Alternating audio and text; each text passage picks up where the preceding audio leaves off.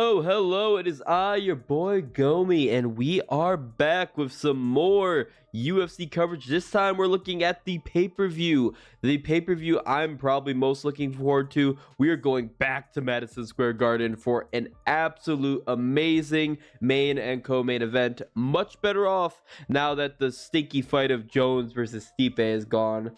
I'm sorry, I don't know who on earth was excited to watch Jones run through old man Stipe? Oh, well, we're going to get to see that fight in a year. Oh, lovely. Oh, well, let's look at some actual good fight.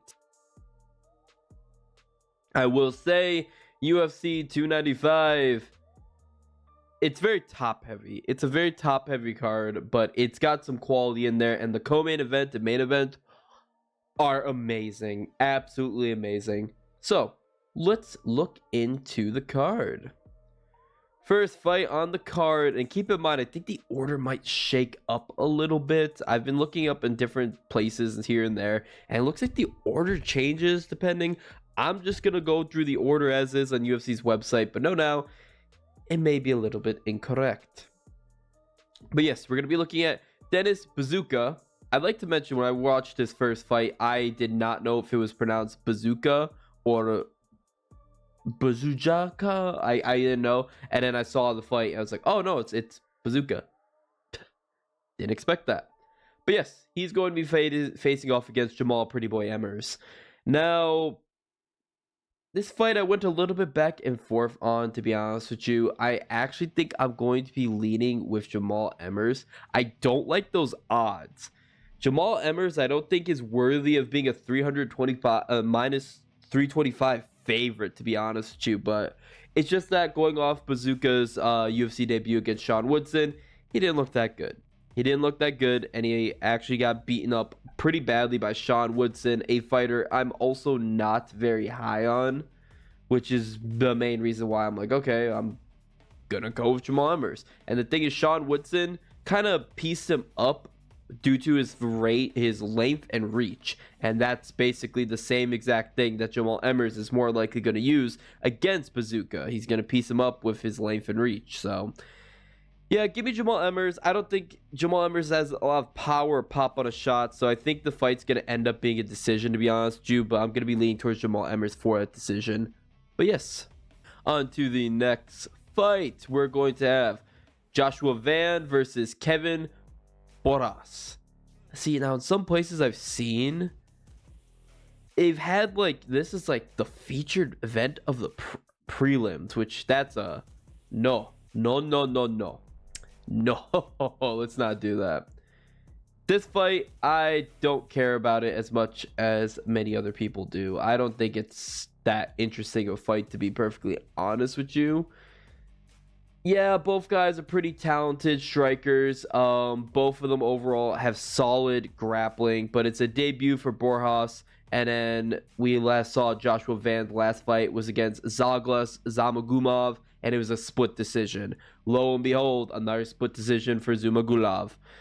I think Zumagulov had a high chance of winning that fight, and we didn't really see much from him from that fight, and that was his UFC debut. So overall, I'm going to be leaning towards Joshua Van.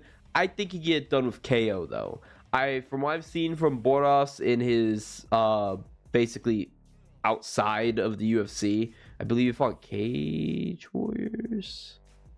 No, it's Inca FC. Never mind. Okay, and has one bout in the Contender Series. He just didn't look all that.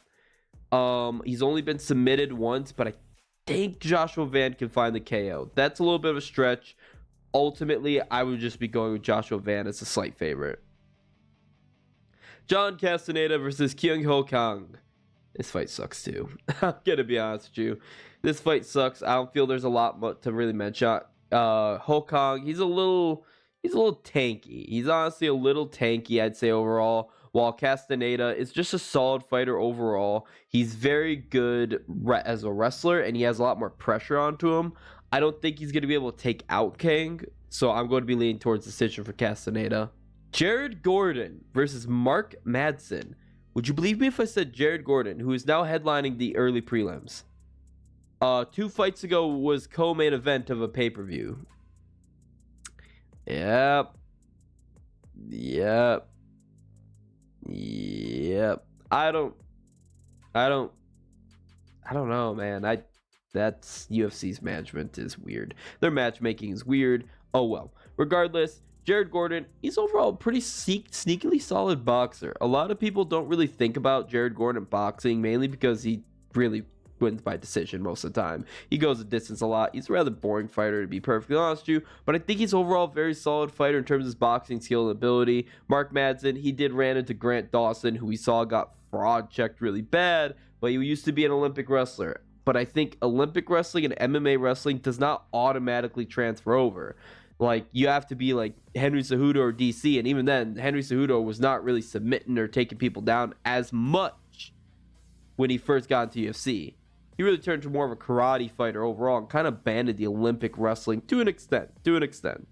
DC really heavily employed it, but I don't think Mark Madsen is on the same level as those two. So I don't know if he's going to be able to take down Gordon and submit him or anything like that. I'm going to be leaning towards Gordon. I feel the bookie sees all the same way because Gordon is going to be a slight favorite. But again, I don't think he's going to be knocking him out. I don't think he's going to be knocking him down. I overall just think Jared Gordon's going to win by a decision, but I think it's going to be a hard-fought decision. All right, on to the prelims. Nazim Sadikov versus Vishalev Borshev. Another fight that I'm not super high on. I see that a lot of people are discrediting Borshev, honestly. I think this fight should be a little bit closer in the odds, but ultimately I am still going to be going with Nazim Sadikov. I will say, though, he was losing to Terrence McKinney before he got the submission, and he may have had a little bit of cheating. Just a little bit of cheating, to be honest with you. But ultimately, I did pick him to beat Terrence McKinney, and lo and behold, he did. Nazim Sadikov is someone I've been very high on. He's been a very good finisher. He's been taking down his opponents. He's been knocking them out. He's pretty solid overall, while Borshev, he's just power. He just really has a lot of power, and that's it. But we haven't seen it translate very well into the UFC. He's got 2 knockouts and 2 decisions. That's really it for Borshev. I think Nazim Sadikov is going to win this fight, and I think Sadikov is going to win it by decision. Because I think Borshev's pretty tanky, and when he loses, homie loses by going the distance. And he gets outworked by his opponents, and I think Sadikov's just going to outwork him, to be honest with you. I do like Sadikov as a finisher, honestly, but I think he's not going to get to finish this fight. Pavlovich versus Lupi Godinez. This is actually a solid fight, low-key. I'm going to be honest with you, this is probably going to be one of the better women's fights we'll see, mainly because both are very solid and very talented grapplers. It's just hard to say who's going to come out the victor in this fight, to be perfectly honest with you. I'm going to be leaning towards Tabitha Ricci. Just because Tabitha Ricci, she's ran through majority of the people she fought up until she went up against Gillian Robertson. I'm surprised that fight went to a decision, to be perfectly honest with you.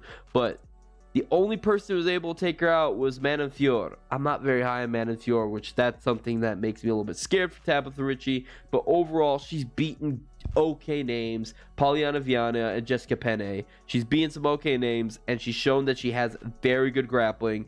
It's just that her striking, it's not the best, and she needs to get away from it. Meanwhile, Lupi Godinez overall is a very solid grappler as well. So it should be a grappling war, or it's going to be where they're grappling just cancel each other out. But when it comes to their striking, again, Lupi Godinez is not the best. She's better than Tabitha Ricci, to be honest with you. So this fight is heavily banking on who could really win in the grappling exchanges. I think, from what I've seen, Tabitha Ricci is a slightly better grappler. And I feel she has more of a finishing mindset, if that makes sense. Neither are insane in terms of their finishes. Neither are like finishing gods or anything like that. As you can see, they both heavily go decision. But I feel Lupi Godinez, she goes for finish a little bit more. So that's why I personally myself am going to be going with Tabitha Ricci by decision. See, and this fight is another fight that I keep seeing it here. I keep not saying it. That's probably hence why the picture is not coming up. But yes, it's going to be Steve Erceg versus Alessandro Costa. I don't like this fight as well, too. I'm going to say Costa, he's the bigger guy. He's a tough, big flyweight. But the thing is, he doesn't have as much power in the flyweight division as, like, say, like a Davidson Figueiredo or something like that. So I'm not going to buy too much into his power until I see him just flatlining, KOing everyone he sees. As for the most part, he's a submission guy. He's a submission guy. He goes for submissions. He's got 4 knockouts. So he's got some knockouts to him, but he's still ultimately, at the end of the day, more of a submission guy. He did beat Jimmy Flick, but he didn't look the best beating Jimmy Flick, and that's an old Jimmy Flick coming out of retirement. And then he lost to Amir Abazi by KO. Amir Abazi's got no power, should not be KOing you, which scares me. Steven Ercik, though, is also more of a submission guy as well, too. So I don't see much of a knockout for either guy, to be perfectly honest with you. And guess what I'm going to be picking? I'm going to be picking Steve Ercik by decision. I like his experience more, and I like his grappling more. And boy, oh boy, lots of decisions. Like I said, this card, I'm going to be honest with you, man. I think it's going to be pretty butt until we get to the main card. Which we're at the main card. Diego Lopez versus Pat Sabatini. Oh man, I said it. I said too many decisions. Guess what? I'm gonna say this fight's gonna be a decision. I think it's gonna be a decision win for Diego Lopez. I know a lot of people are really like waiting for Diego Lopez to get fraud checked. I definitely think Mozavar beat him. I don't want to hear any of that. Oh, Mozavar, he robbed him, right? Like that. No, Mozavar beat him. I give that fight to Mozavar relatively easily, to be honest with you. Nah, there were still some points where you should trouble. But I definitely think he did not win, and I don't think it was worthy of... Was it a split decision? I can't remember if it was a split decision or not. I have to look that up. No, it was a unanimous decision. Okay, good. I think it was a unanimous decision for Mozavar. But ultimately, I still think he's really good. I saw the way he took out Gavin Tucker. Like, he did not struggle with Gavin Tucker. Took him out round 1. I was also live for that fight. I was there. And that card was not the best. But I was there. And I saw him took out Gavin Tucker. I saw some people trying to say, oh, Gavin Tucker's going to fraud check him. He was never that good. Nah, I think Diego Lopez is pretty good. I think he's going to definitely beat Pat Sabatini. But he's not going to submit him. I don't think he's going to submit him. Pat Sabatini is too good to get submitted. I think he's a really tough guy. Both guys are really good when it comes to submission. I feel their grappling on the ground itself will cancel each other out, and it'll be a stand-up war. And I don't think either guy's got enough good stand-up ability to really knock the other out. I have to give it technically a little bit of an edge, but not really much, to Pat Sabatini. Ultimately, though, I think Diego Lopez is going to be the better fighter. I think he's going to get the better of the grappling exchanges. Not enough to get a W, or not enough to get a submission or finish, but I think it'll be enough to give him a W. I'm going with Diego Lopez by decision. Matt Frevola is going to be taking on Benoit Saint Denis, the first fight I will have a graphic for. So this is going to be a lightweight matchup. Matt Frevola is going to be 33 years of age, 11 wins, 3 losses, 1 draw, 4 knockouts, 3 submissions, 5'9" in terms of height. He is going to fight the orthodox stance, 71-inch reach, disadvantage, a 2.56 takedown average, a 47.57 significant strike accuracy, plus 175 underdog, with significant wins over Drew Dober, Otman Azaitar, and Gennaro Valdez. Facing him is going to be Benoit Saint Denis. Benoit Saint Denis is going to be 27 years of age, 12 wins, 1 loss, 3 knockouts, 9 submissions, 5'11" in terms of height, southpaw stance, 73-inch reach, advantage, a 4.72 takedown average, a 61.22% significant strike accuracy, a minus 210 favorite. Significant wins over Thiago Moises, Ismael Bonfim, and Gabriel Miranda. This fight is a lot more of a banger than people think. This fight is actually a banger of a fight and nobody's talking about it. So let's put some hype up on this. That's why this is the first fight I have a graphic for, because it's a good one. Matt Frevola, he can throw down. He's a lot more effective of a counter striker than I honestly expect him to be. A lot of his stock went down when he got absolutely just one-shotted by Terrence McKinney in 7 seconds. That was just a really, really well-placed shot by Terrence McKinney. And we saw since then, Matt Frevola is better than that with 3 first-round knockouts, one of which being against Drew freaking Dober. Drew Dober is a tank, an absolute tank. Now, you're looking at Benoit Saint Denis. Benoit Saint Denis has not been finished. He has only lost a decision. And a lot of people are going to say he's too tanky to get knocked out after his UFC debut, where he was brutalized and battered by Aleski dos Santos, and he never quit even in the very end. But the thing is, Aleski dos Santos should have gotten the finish. I definitely think Matt Frevola can do that to him. I'm going to be leaning towards Matt Frevola. His counter-striking ability is a lot better than I expected. Now, this might come to bite me in the ass because I keep picking against Benoit Saint Denis. I will be honest with you. I picked Ismael Bonfim. He screwed me, just like his older brother screwed me. And then I picked Thiago Moises, who got knocked out by him. I know. But I still think Benoit Saint Denis can get knocked out by Matt Frevola. I like Matt Frevola's striking. If you make a chaotic brawl with him, which Benoit Saint Denis will do, Matt Frevola can take him out.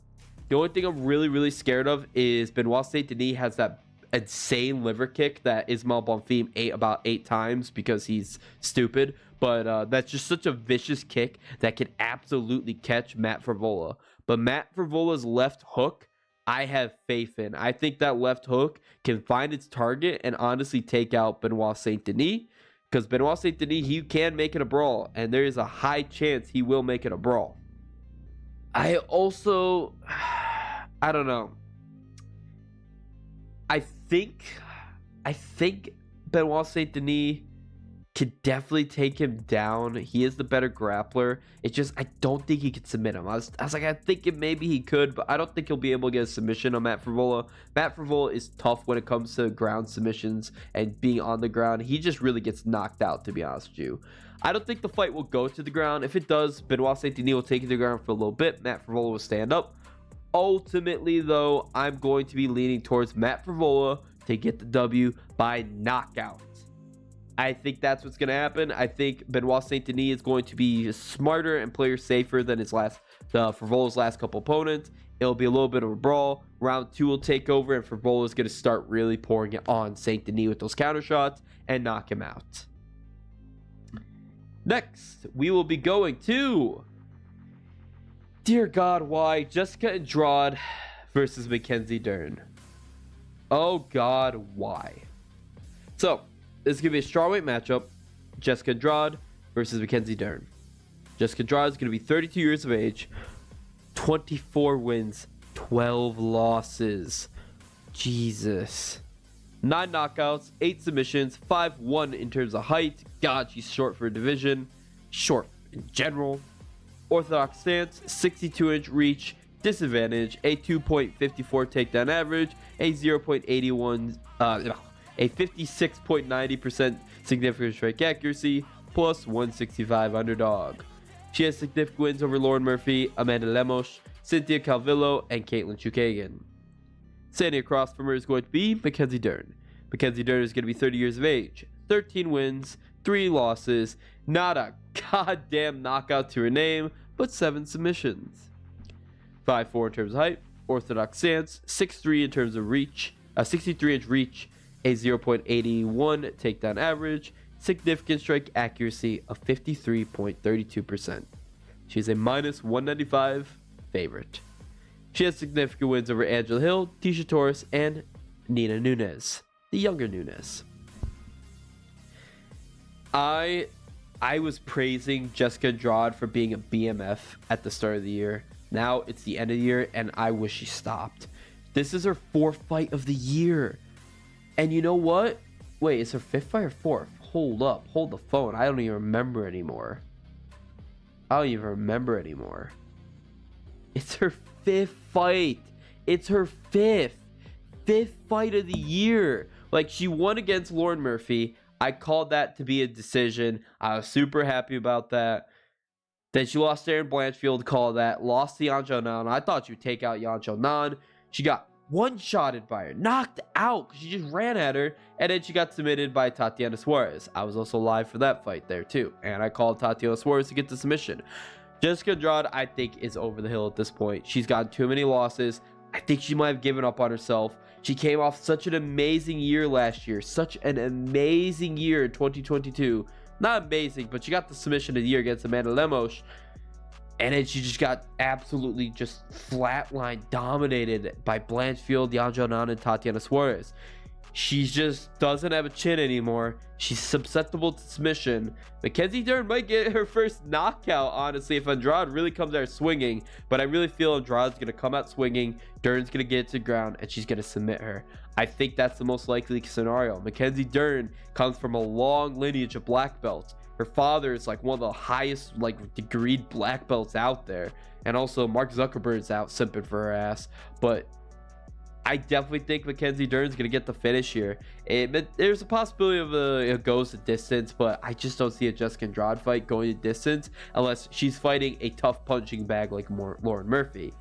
Mackenzie Dern is not a punching bag. She will get it to the ground. Even if Jessica Andrade starts hurting on her feet with those winging hooks she loves using, Mackenzie Dern will somehow get a leg, get it to the ground, and I feel she'll get a rear naked choke. I'm going to be going Mackenzie Dern with submission, and Andrade's getting cut. She's former strawweight champion. I absolutely see her getting cut after this. This will be her 4th loss in a row. Like, my God, why'd she take this fight? Why is it the 3rd fight in the card too? What the? All right, on to the next fight. Oh. Can I give a little bit of a rant?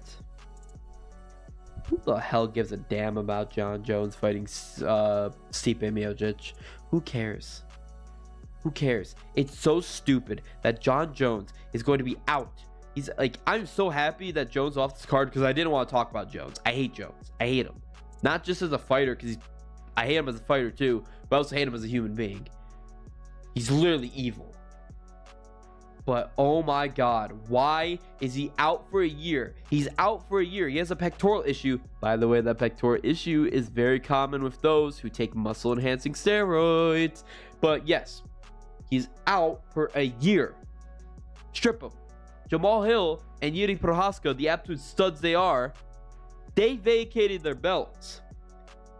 Why the hell is Jones going to keep his? And then, according to Dana White, Stipe's not even going to fight either of these guys. He said he didn't want Stipe to fight one of these guys. What is the point of Stipe being there? Why is Stipe getting a title shot? So you're going to have Jones versus Stipe? That's so stupid. And then it's going to be for the belt. So what's the point of the interim belt? You know what's going to happen with the interim belt? Do you know what's going to happen with it? The interim belt is whoever wins this is going to get promoted to champion. This is a title fight for the vacant belt, basically.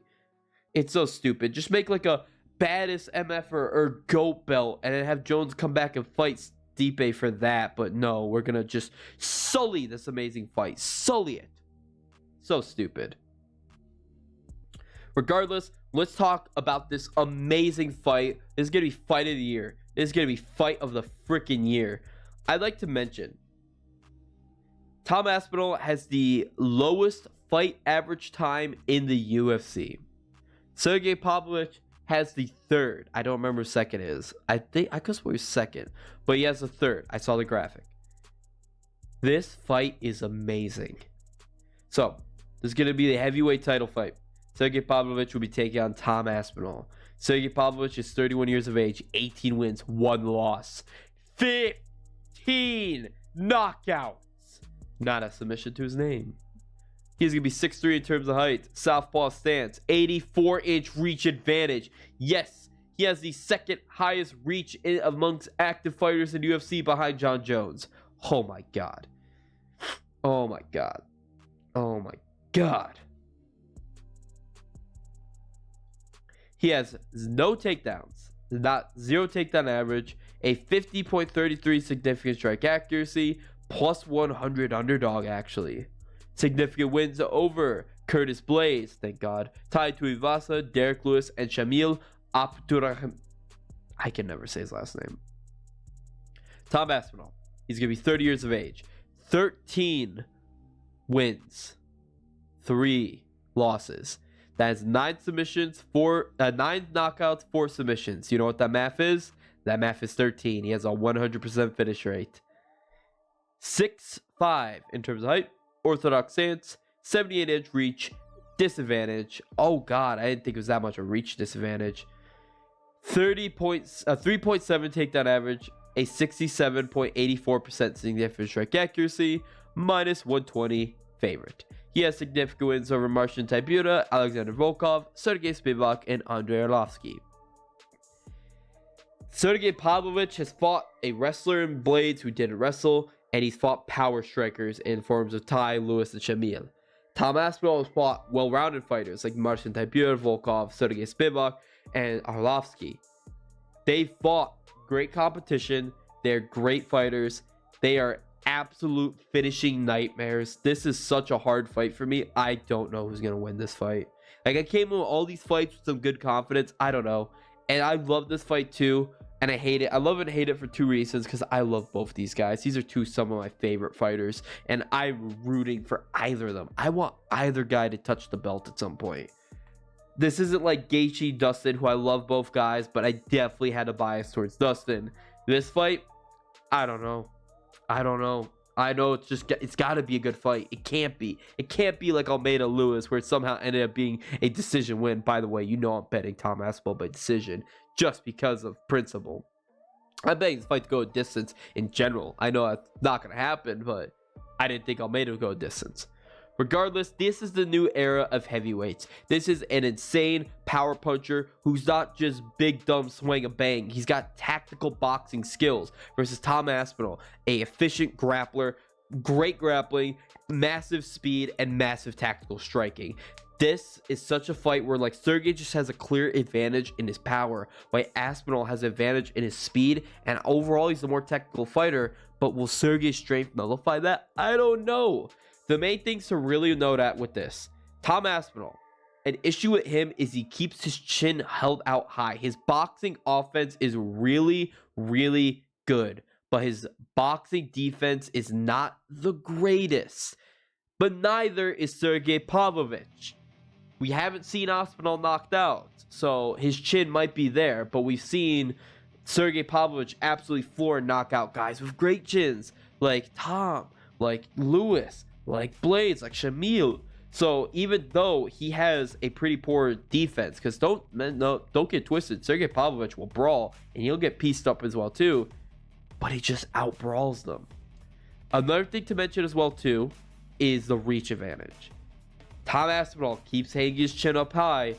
Sergei Pavlovich loves that shovel uppercut. That shovel rear uppercut that comes out like a right straight is a problem. Is an absolute problem, and it is definitely something he can use to just inflict heavy damage on a Tom Aspinall who will come out there keeping his chin up high and getting clipped. It's scary. It's really, really scary, to be perfectly honest with you.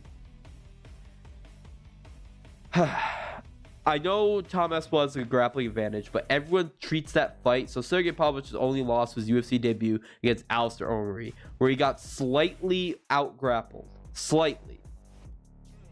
He stopped takedowns from Curtis Blades. Everyone says Curtis Blades, he didn't grapple. He shot takedowns. Shot him too late, but he shot him and he got stuffed. Sergei Pavlovich can definitely stuff Aspinall's takedowns, but I still would say Aspinall is the best grappler he's faced. So there's a chance that Aspinall could get him down too. And I think the jiu-jitsu game, Aspinall could submit him. This fight could go many ways. It could go Aspinall knockout. Make no mistake, Aspinall could be the much more cleaner technical striker and knock him out. But it could also go Sergei Pavlovich knockout. It goes on Aspinall submission. I just don't see decision likely at all. I don't see decision whatsoever. That's the one thing. But it's just a good fight. It's just a good fight. And I think it's going to go under 2.5 rounds. That's my bet. I don't want to bet Aspinall Sergei. I'm going to lean towards Aspinall.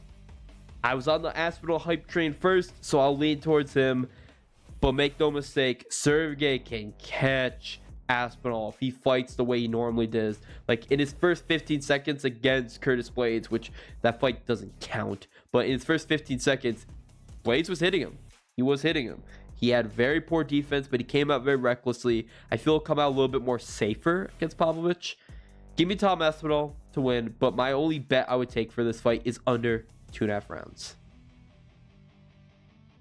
Now, for the main event of the evening, Another amazing and magnificent fight. This is a great fight by far. This was better in the main event previously because this used to be a co-main, but now it's the main event and it deserves it. Jiri Prochazka will be taking on Alex Pereira. It's going to be for the vacant light heavyweight belt, the belt that Jamal Hill vacated, with that Jiri Prochazka vacated. So, Jiri Prochazka will be 31 years of age, 29 wins, 3 losses, 1 draw. I don't remember if it's a draw now. Yes, 1 draw. And then Alex, he's going to be 25. He has 25 knockouts, 3 submissions, 6'3" in terms of height, 8 orthodox stance, 80-inch reach advantage, a 0.38 takedown average. He has a 58.90% significant strike accuracy, plus 118 underdog. Significant wins over Glover Teixeira, Dominic Reyes, Volkan Oezdemir, and Vadim Nemkov. Yes, I went deeper back for that, but yes, Vadim Nemkov, the light heavyweight champion of Bellator. He did beat him in Ryzen. That's one thing to mention. Alex Pereira, he is going to be 36 years of age, 8 wins, 2 losses. Don't let that fool you. He came into the MMA game very late. 6 knockouts, no submissions, 6'4" in terms of height, orthodox stance, 79-inch reach, disadvantage, a 0.22 takedown average, a 68.89% significant strike accuracy, minus 150 favorite. Significant wins over Jan Blachowicz, Israel Adesanya, Sean Strickland, thank God, and Bruno Silva. I'm going to move my bias out the way. I'm beefing with Pereira. Pereira's a great fighter, entertaining, cool guy, very funny. I don't care. He beat 2 of my favorites. I'm rooting against him. I'm rooting for Jiri. But that's my bias now be putting aside. Now then, Jiri Prochazka, I think, will win this fight. Bias aside, bias aside. Why do I think Jiri Prochazka will win this fight? The reason being is Alex Pereira has 2 factors going against him, and we saw Israel Adesanya exploited this. When he gets overzealous against Cage, he's susceptible to the right hook. How did Volkan Oezdemir get knocked out by Jiri Prochazka? Right hook. How did Glover Teixeira get severely hurt? Right hook. I definitely think Alex Pereira is susceptible to that, and Alex Pereira's old. The only negative I have going against Jiri Prochazka is he's coming off his surgery. Why Jiri Prochazka is the underdog, I'll attribute to that. But if you look at their skill sets and everything, yes, Jiri Prochazka, poor grappling, striking defense. He has very poor striking defense. He gets hit plenty. But so does Alex Pereira. Yes, Alex Pereira has really insane strength, even at light heavyweight in kickboxing. But so does Jiri Prochazka. And I tell you right now, I trust Jiri Prochazka's chin more than I do Alex Pereira's strength. Because you want to know something? When was the last time Jiri Prochazka got knocked out? It was in 2015. I like to mention that was his 2nd fight of the night. He fought Vadim Nemkov before then. And then other than that, Homie got knocked out last time in 2012. Jiri Prochazka's chin is very good. He got rocked a few times against Glover, but that was later in the fight when he was tired and exhausted. Alex Pereira, in his light heavyweight debut, I know it was altitude, but he didn't look that good against Jan. And Jan landed some shots. He landed a right hook. I definitely believe Jiri Prochazka can find the right hook. The only avenue I really see for Alex Pereira is his left hook. His left hook can absolutely catch Jiri and chin him and floor him. Make no mistake. But overall, I feel the more complete mixed martial artist is going to be Jiri Prochazka because he's been doing MMA for longer and he's younger. He's been doing it for longer while being younger. Alex Pereira's chin still is probably not the best after getting flatline KO'd by Izzy. I saw them live and Homie was dead. Homie was dead. Make no mistake. But it's the age. I just get a good feeling about Jiri. I'm just getting a really good feeling. And I think Jiri is going to get a round 2 knockout, to be honest with you. I really like his overhand strike. I like his kicks, his push kicks to buys. I hope he doesn't do anything really stupid, some flying knees, because a flying knee is the perfect way to get chin with a left hook. And absolutely he can do that. I can absolutely also see Jiri Prochazka shooting a very ill-advised knee and just getting flatline KO'd.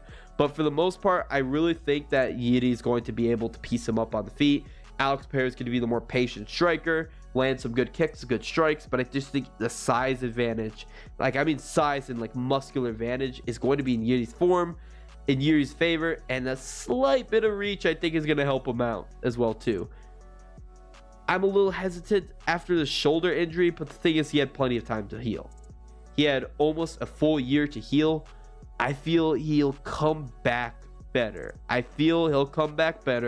And I think he's going to be able to get the W. I think he's going to get the knockout over Alex Pereira. So, I know I'm in the minority for that, and I know everyone's rooting for Alex, but I'm going with Jiri.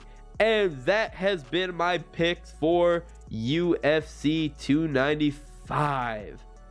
I think this is going to be a solid card. A solid main card. I think the actual overall card besides that is not going to be the best. But oh well. Please let me know what you think in the comment section down below. And once again, this has been your boy Gomi. Bye-bye.